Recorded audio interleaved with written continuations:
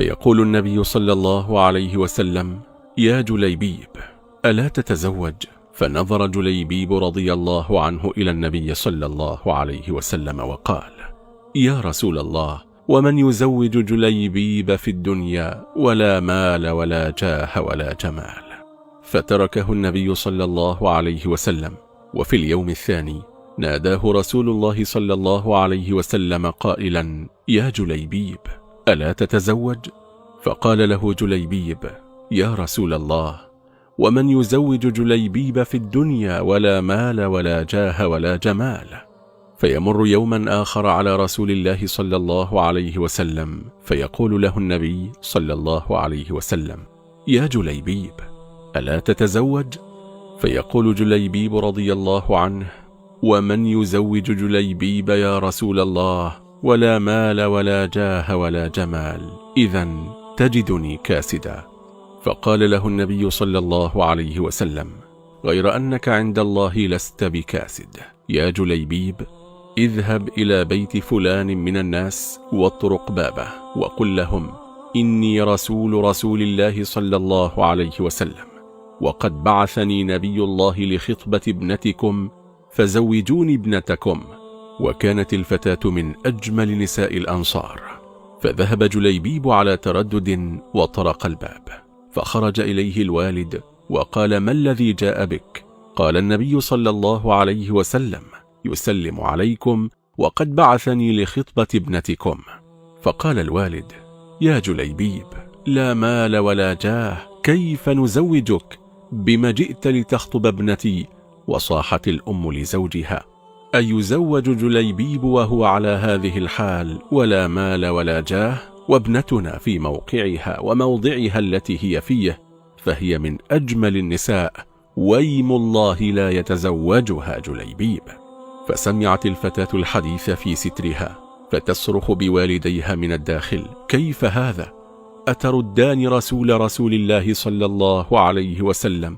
فوالله إني أجزت زواجي، وإني قبلت به زوجا. قالوا: يا ابنتاه، انظري شكله وثوبه، فلا مال ولا جاه.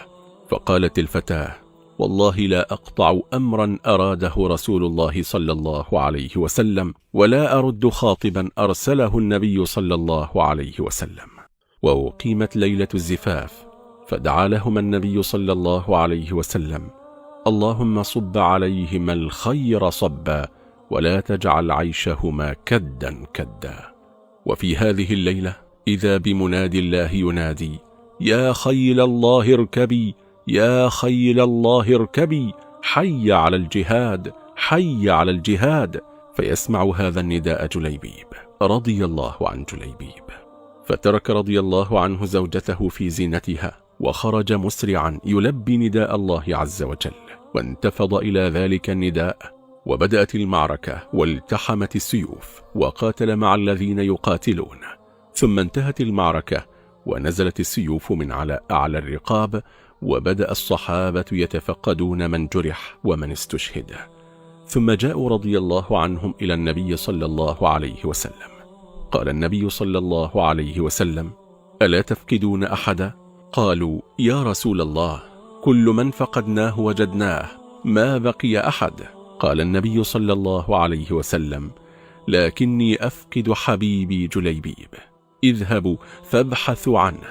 فوجدوه مدرجا بالدماء، قد فاضت روحه إلى الله عز وجل، فجاءوا به رضي الله عنه إلى النبي صلى الله عليه وسلم، فمسح النبي صلى الله عليه وسلم التراب عن وجهه رضي الله عنه، وأسنده إلى حجره، ثم نزل إلى رأسه وقبل هذا الجبين، وسالت دموع رسول الله صلى الله عليه وسلم، ثم قال: يا جليبيب، قتلت 7 من الكفار ثم قتلت، أنت مني وأنا منك، أنت مني وأنا منك، أنت مني وأنا منك.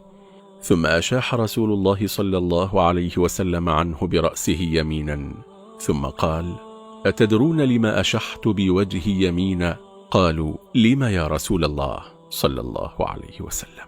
قال: والله رأيت زوجاته من الحور العين يتسابقن إلى احتضانه، وأعرفه رجلا غيورا، فأشحت بوجهي حتى لا يغار، ثم تربع النبي صلى الله عليه وسلم جالسا بجانب هذا الجسد، ثم حمل هذا الجسد ووضعه على ساعديه، وأمرهم أن يحفروا له قبرا، ثم وضعه فيه النبي صلى الله عليه وسلم.